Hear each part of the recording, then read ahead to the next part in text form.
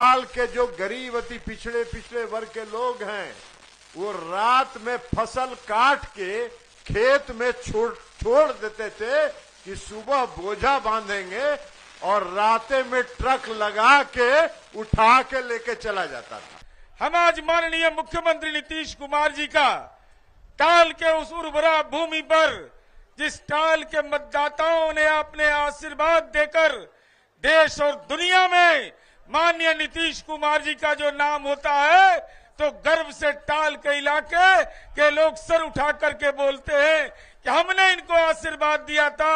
आज उसके बदौलत टाल के इलाकों का लोगों का सम्मान बढ़ता है।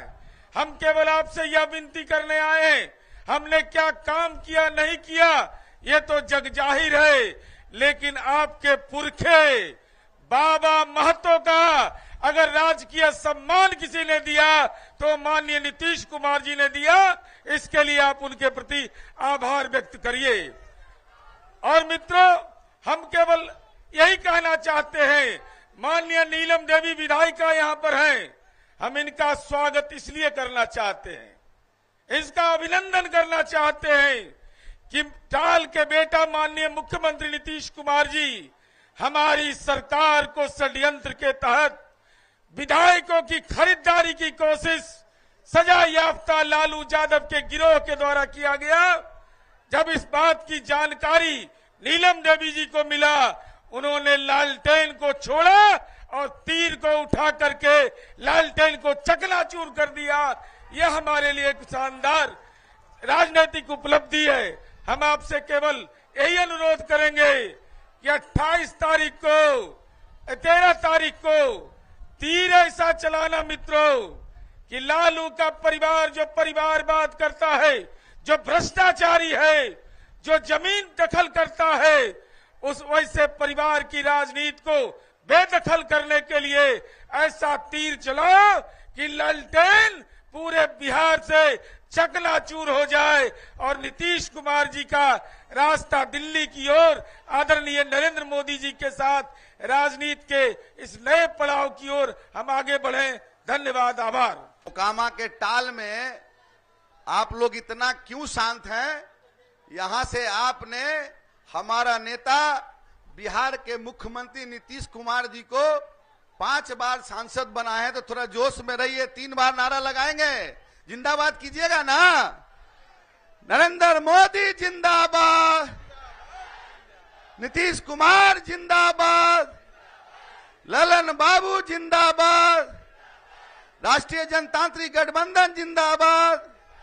आज मोकामा में आपके नेता, हमारा नेता इस टाल क्षेत्र में आए हैं। इस टाल क्षेत्र में जब हम आ रहे थे तो लोग कह रहे थे कि इस क्षेत्र में चलने का भी जगह नहीं था, लेकिन मैं धन्यवाद देता हूं, आपने माननीय मुख्यमंत्री जी को सांसद बनाया, 5 बार सांसद बनाया, केंद्र में मंत्री रहे। आज उसका फलाफल है कि पूरे मुंगेर क्षेत्र में आज विकास की धारा बह रही है।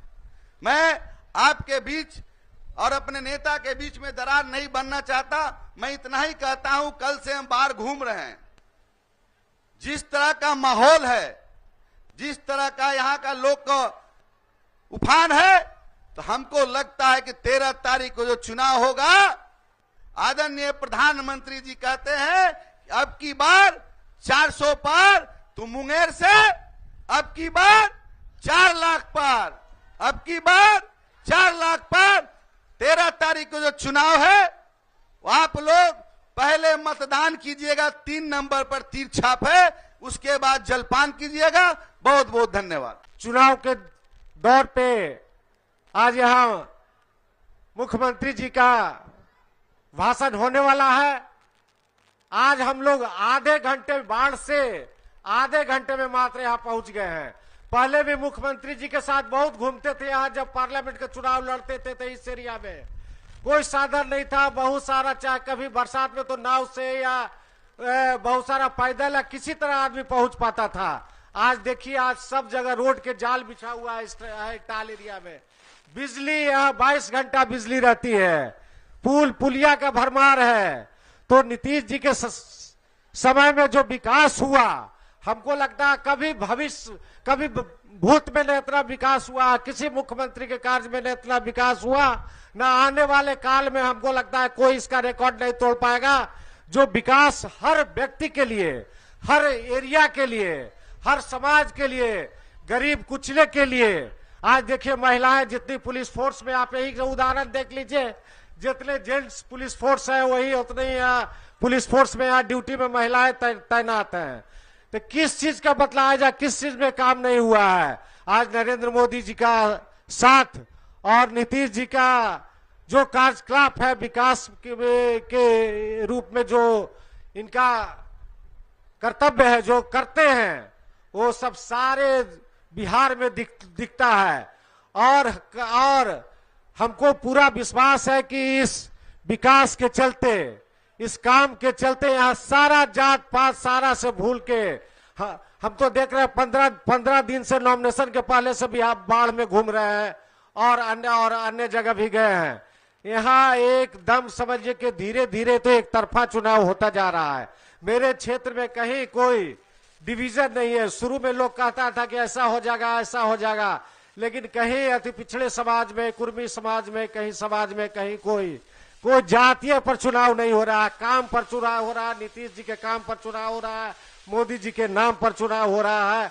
और हमको पूरा विश्वास है कि 13 तारीख को तीसरे नंबर पर राजीव रंजन सिंह का तीर छाप पर लोग बटन दबा के और भारी संख्या में विजय बनवाएंगे और मुंगेर का रिकॉर्ड टूटेगा और भारी मत से ललन जी जीतेंगे। यही कहते हुए हम सबको, आप सब लोग को धन्यवाद देते हैं, अपनी बात समाप्त करते हैं। इस चिलचिलाती धूप में उपस्थित अपार जन समूह को देखकर ऐसा लगता है कि ललन बाबू की जीत में सिर्फ औपचारिकता बाकी है, लेकिन हम सब कार्यकर्ताओं और मतदाताओं को जीत नहीं बल्कि उतनी रिकॉर्ड मतों से जीत दिलानी है जो रिकॉर्ड कभी कोई तोड़ नहीं पाए।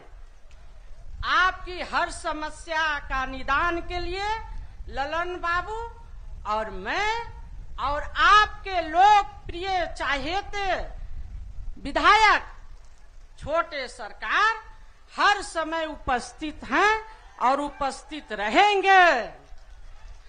और मैं अंत में इतना ही कहूंगी कि सभी जाति, सभी धर्म के लोग ऊपर उठकर 13 मई को तीर छाप पर बटन दबाकर रिकॉर्ड मत से जीत दिलाएं। धन्यवाद। कि इस कार्यक्रम में मैं एक ही दो बात आपके बीच में रख करके आप लोग माननीय मुख्यमंत्री जी को सुनने आए हैं। ललन बाबू विकास के मामले में, काम के मामले में जिस तरीके से अपने क्षेत्र में काम को लेते हैं, बिहार में हम लोगों ने बहुत सांसद को देखा। माननीय मुख्यमंत्री जी मुझे भी जिम्मेदारी दिए थे जल संसाधन विभाग में काम करने का। जिस हिसाब से अपने क्षेत्र के काम को लेकर के पटना हो, दिल्ली हो, जिस संजीदे तरीके से करते हैं, कम लोग मिलेगा आपको। इनका प्रायोरिटी बड़ा स्पष्ट रहता है। और माननीय मुख्यमंत्री जी, मैं तो मिथिला क्षेत्र से आता हूं, वहां भी जब जाते हैं मिथिला में, वहां भी जब अपने पार्लियामेंट के काल में जब सांसद थे तो कैसे 20-21 किलोमीटर टाल के क्षेत्र में घूमते थे, कोई सड़क नहीं था, कैसे जाते थे, उसकी चर्चा भी जा करके दरभंगा मधुबनी में करते हैं। और वो जो अनुभव रहा आज जब मुख्यमंत्री बने और जिस हिसाब से बिहार का काम किया, 18 साल अपने जीवन का समर्पित कर दिया बिहार की जनता के सेवा में। साधारण चीज नहीं था इस बिहार को ठीक करना, जहां से मुख्यमंत्री जी को काम करने का मौका मिला था, जहां से ये बिहार का काम शुरू किए थे। और 18 साल में बिहार को कहां से कहां मुख्यमंत्री जी ने पहुंचाया। आज देश दुनिया में बिहार और बिहारियों की इज्जत बढ़ी है तो सिर्फ और सिर्फ नीतीश कुमार के काम की वजह से बिहारियों की इज्जत बढ़ी है। तो मैं तो एक ही निवेदन करने के लिए आपको आया हूं कि 13 तारीख को जो चुनाव है, उस दिन जो हम लोगों के पार्टी के प्रत्याशी हैं, हमारे पूर्व राष्ट्रीय अध्यक्ष, हम लोगों के जो नेता हैं, आदरणीय राजीव रंजन सिंह उर्फ ललन बाबू को तीर छाप पर वोट देके जिताइए और आदरणीय नरेंद्र मोदी जी को तीसरी बार देश का प्रधानमंत्री बनाइए। बहुत बहुत धन्यवाद। का ये क्षेत्र है और इस टाल के क्षेत्र को आप लोग याद करिए, 18 साल पहले का टाल और आज का टाल। माननीय मुख्यमंत्री जी भी इस बाढ़ संसदीय क्षेत्र से जब मोकामा और बाढ़ संसदीय क्षेत्र का हिस्सा हुआ करता था, यहां से 5 बार सांसद बने। आप लोग याद कीजिए, वो दिन कोई गांव टाल का ऐसा नहीं है जो पानी से घिरा नहीं रहता था। कई बार मुख्यमंत्री जी नाव से और कई बार तो मुख्यमंत्री जी को गांव के लोग कंधा पर चढ़ा के नाव से नदी पार करते थे। ये टाल का क्षेत्र, कहीं बिजली नहीं थी, ढिबरी जलता था, ललटेन जलता था। आज माननीय मुख्यमंत्री नीतीश कुमार जी के शासनकाल में, और उसके अलावा एक बात और बता दें, टाल के लोग शाम में 5 बजे 6 बजे के बाद कहीं निकलना गवारा नहीं करते थे, सोचते भी नहीं थे, कहीं नहीं जा पाते थे, इसलिए कि पूरे टाल के क्षेत्र में अराजक तत्वों का राज था। टाल के जो गरीब अति पिछड़े वर्ग के लोग हैं, वो रात में फसल काट के खेत में छोड़ देते थे कि सुबह बोझा बांधेंगे और रातें में ट्रक लगा के उठा के लेके चला जाता था। ये हो रहा था टाल में। नीतीश कुमार जी ने जब 2005 में शासन संभाला, आज टाल का कोई गांव नहीं बचा है जो सड़क से नहीं जुड़ गया है।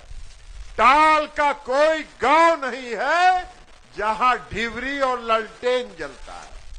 टाल का कोई गांव नहीं बचा है जहां लोग भय के वातावरण में जीते हैं।